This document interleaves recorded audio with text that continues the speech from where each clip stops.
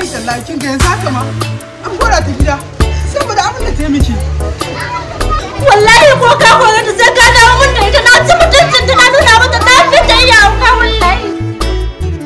Ka kalla ka fita bai da ni ka kalla ba ka gani.